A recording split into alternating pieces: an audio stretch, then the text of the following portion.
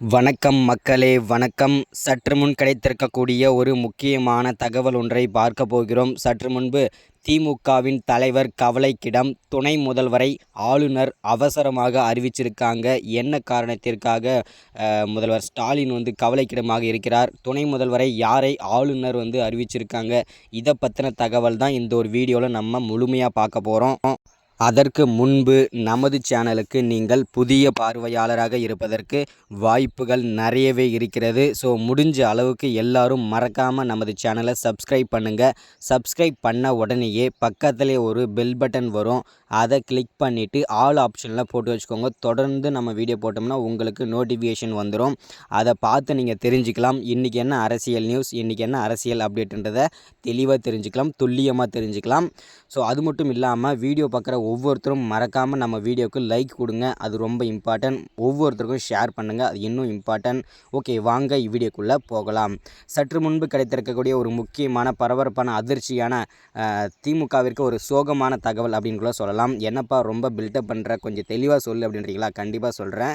திமுகவின் தலைவராக இருக்கும் ஆலமரமாக நின்று கொண்டிருந்த திமுகவின் முதல்வர் ஸ்டாலின் தற்போது கவலைக்கிடத்தில் அப்போலோ ஹாஸ்பிட்டலில் அனுமதிக்கப்பட்டிருக்காரு.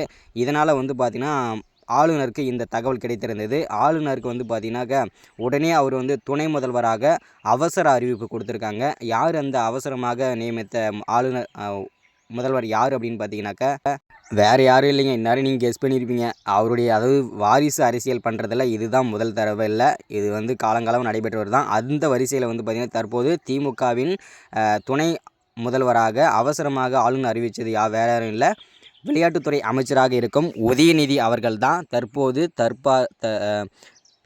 துணை முதல்வராக பதவியேற்றிருக்காரு. ஸோ இதனால தான் பார்த்தீங்கன்னாக்கா வாரிசு அரசியல் அப்படின்றத எல்லாருக்கும் தெரிஞ்ச விஷயம். இதை விட அந்த விளையாட்டுத்துறை அமைச்சரோட உதயநிதி அவர்களை விட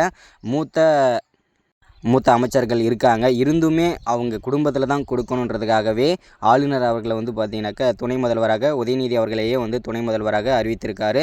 இதனால் பார்த்திங்கனாக்கா திமுக பார்த்திங்கன்னா பெரும் கவலைக்கிடத்தில் போயிருக்கு. ஏன்னா திமுகவின் முதல்வர் ஸ்டாலின் பேரெதிர்ச்சியில் இருக்கிறார். அது மட்டும் இல்லாமல் அவர் ஏற்கனவே நெஞ்சு வலியில் ஹாஸ்பிட்டலில் போய் படுத்திருக்காரு. ஸோ எதனால் படுத்திருக்காருன்றதை எல்லாருக்கும் கெஸ் பண்ணியிருப்பீங்க. இருந்தாலும் நான் சொல்கிறேன். என்ன அப்படின்னா, ஒரு 2 நாளைக்கு முன்னாடி பார்த்திங்கன்னா அவருடைய அமைச்சர் துரைமுருகன் வீட்டில் பார்த்திங்கன்னா அமலாக்கத்துறை அதிரடியாக சோதனை நடத்தியிருந்தாங்க. இந்த சோதனையில் பார்த்திங்கன்னா 5000 கோடிக்கும் மேலே கருப்பு பணங்கள் இருந்தது. இந்த 5000 கோடிக்கும் மேற்பட்ட கருப்பு பணமே பார்த்திங்கன்னா முதல்வர் ஸ்டாலினோட பணம் தான். அது அங்கே பதுக்கி வைத்திருந்தது. அவர் அடித்து விசாரிக்கும் போது பார்த்திங்கன்னா துரைமுருகன் அவர்கள் பார்த்திங்கன்னா இது பார்த்திங்கன்னா ஸ்டாலினோட பணம் தான், என்கிட்ட கொடுத்து வச்சுருந்தான்றதை ஒப்புக்கொண்டார். இதனால் இந்த செய்தி கேட்ட முதல்வர் ஸ்டாலின் தற்போது நெஞ்சு வலினால் ஹாஸ்பிட்டலில் படுத்திருக்காரு. இது ஒரு சின்னத்தனமான ஒரு விஷயந்தான். அதனால தான் பார்த்திங்கன்னா நெஞ்சு வலியில் ஹாஸ்பிட்டல் போய் படுத்துட்டார். ஸோ இதனால் பார்த்திங்கனாக்கா துணை முதல்வராக ஆளுநர் அவர்களை பார்த்திங்கனாக்கா துணை முதல்வர் முதல்வர் ஸ்டாலின் இவனுக்கு தான் கொடுக்கணுன்ற மாதிரி அவனுடைய மகனுக்கே கொடுத்தாச்சு இந்த துணை முதல்வர் பதவியை. அடுத்தடுத்த வீடியோவில் தொடர்ச்சி பார்க்கலாம். தேங்க்யூ.